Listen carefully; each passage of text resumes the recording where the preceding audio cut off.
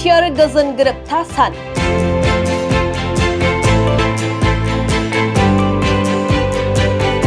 BTR गोरोबथा सान फालिनायाव खौसेयै नुनो मोनदों बर'नि दैदेनगिरिफोरखौ।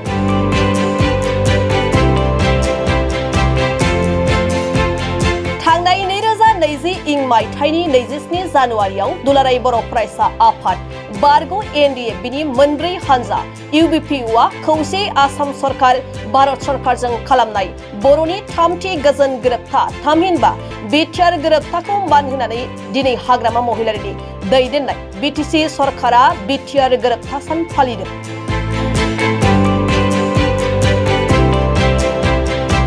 बिटिसिनि सेक्रेटारियेटआव बिटिआर गोरोबथा सान फालिनाय हाबाफारि बायदियै फुंबिलिनि समाव बिटिसि सेक्रेटारियेट मावखुलिनि लांगोनायाव थानाय बड'फा उपेन्द्रनाथ ब्रह्मनि मुसुखायाव बिबार बावनायजों जागायो। हाबाफारियाव गाहाय आलासि महरै बाहागो लानानै बिबार बावजेनो बिटिसिनि गाहाय खुंगिरि हाग्रामा महिलारिया।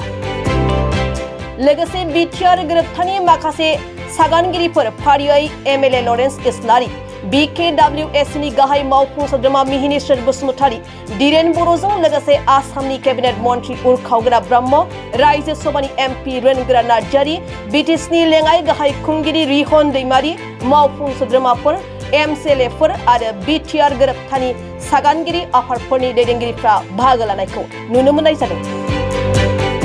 मख'नाय जायोदि दिनै बिटिआर गोरोबथा सान फालिनायनि लोब्बै बिटिसि सेक्रेटारियेट मावखुलिनि अडिटोरियाम हलाव मोनसे सावरायमेल लानाय जायो, जेराव बिटिआर गोरोबथानि सागानगिरिफोरखौ दुंब्रुदै बरायनायबो जायो।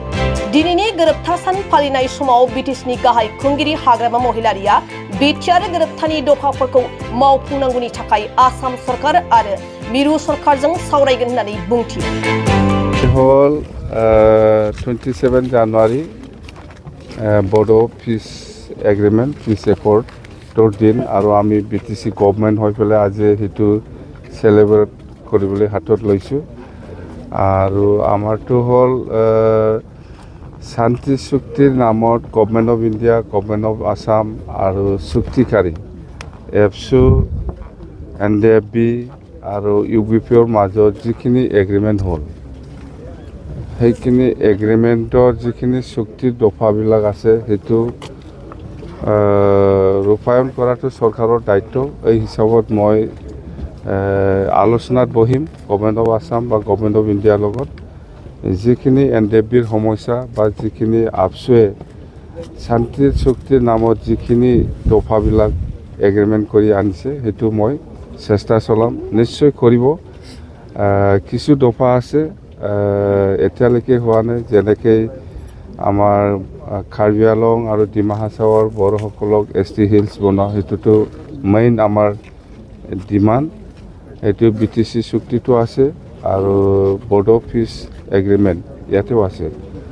তো সেইটো কেতিয়া হ'ব আমি আজিৰ দিনত ক'ব নোৱাৰোঁ। মুঠতে আমি চেষ্টা কৰিম সেইবিলাক দফা ইমপ্লিমেণ্ট কৰিবৰ কাৰণে। আৰু বাকী যেনেবা NDFBৰ কেছৰ কথা বা জেলৰ পৰা ওলোৱাৰ কথা আৰু আপচুৰ কিছুমান ডেভেলপমেণ্টেল পেকেজৰ বহুত কথা আছে, সেইখিনি মই চৰকাৰৰ লগত আলোচনা কৰি ইমপ্লিমেণ্ট কৰিবৰ কাৰণে মই চেষ্টা চলাম।